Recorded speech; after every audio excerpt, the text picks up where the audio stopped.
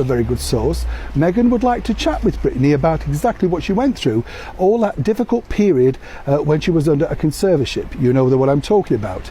So once again, this would give Meghan the opportunity to talk about just how hard her life's been in the last few years while she popped into the British monarchy for a nanosecond, did a total of around 72 public engagements, and then decided it was all too much and whipped off back to California. Only reason we know who you are is because you married into the royal family. No one knew you as backup girl number 40 on Howie Mandel's game show, and nobody but a few people in Toronto knew you from your show Suits. We were all focused on the hot guy who was the lead in all of the advertising, but we never clicked in to watch the show. And you. We knew you because you married into the royal family, which you now cannot stop bashing. Just for the record. Think of another age that was so self-absorbed and so narcissistic, not in the West. And I've said it before, nothing illustrates our change from, some sense of duty to narcissism more than the change from the Queen, still working at 96, and Meghan Markle, wife of the Queen's grandson, Prince Harry, still moaning at 41 about how tough she has it in a $30 million mansion. Yet this shtick of, oh, woe is me, look how glamorous I am, has made her a heroine to millions.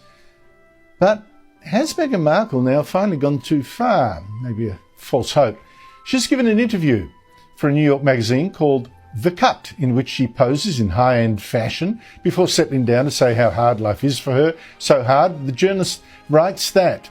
And I'm quoting directly here, this is bizarre. At one point in our conversation, instead of answering questions, she will suggest how I might transcribe the noises she is making, sounds apparently like, which Markle suggests should be described like this. She's making these guttural sounds, and I can't quite articulate what it is that she's feeling in the moment because she has no word for it. She's just moaning. Well, just moaning is right. That bit's true. Reactions been to Meghan's The Cut interview and recent podcasts? Reaction to Meghan Markle's interview with The Cut and her 2 new podcast episodes has been pretty varied, but there is one major theme, and that is criticism of the fact that she continues to bash the royal family so publicly. In fact, it now appears as though she can't do any form of interview without slamming the monarchy for one reason or another. And it is beginning to grate, both on people who have criticized her from the get-go and on people who once supported her. What picture does the Cut article paint of Meghan? In my opinion, the Cut article paints 2 very different pictures. On the one hand, you have someone who is, quite frankly, still very bitter about her relationship with the royal family. She's someone who cannot really let go of everything that went on between the royals and the Sussexes, even though she preaches forgiveness and said that she's worked very hard on forgiving the royal family for whatever sins she believes they committed against her.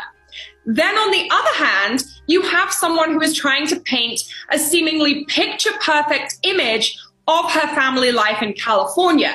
You have gushing anecdotes about Prince Harry comparing their relationship to intertwined palm trees. You have Meghan comparing their marriage to them being like salt and pepper because they always move together. You have sweet stories about Archie and bouncy castles.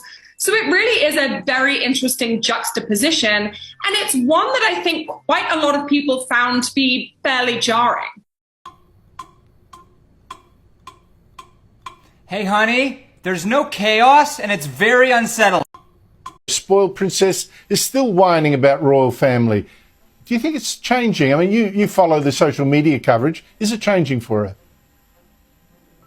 I really think it is. I think people are just kind of sick of her recycling the same old shtick. I mean, not only have you got the New York Post title, but in the article in The Cut, and that's a New York-based, really left-wing magazine, even the journalist who wrote the interview sounded sort of incredulous and actually mentioned that it sounded like Meghan Markle had a bachelor producer in her head dictating how she talked, and said that Meghan had tried to instruct the journalist journalist on how to transcribe the noises she was making while she was being interviewed. She was saying, oh, how about you write it down like Meghan's making a guttural noise that sort of, it's hard to describe what she meant. You know, it was almost like she was just moaning. I mean, for goodness sake, I really think people are over it, Andrew, and it is really about time. Yes, Meg's at it again. She's regaled the listener to her new podcast with the terrifying story of how son Archie narrowly escaped a fire in his bedroom on a royal tour of South Africa.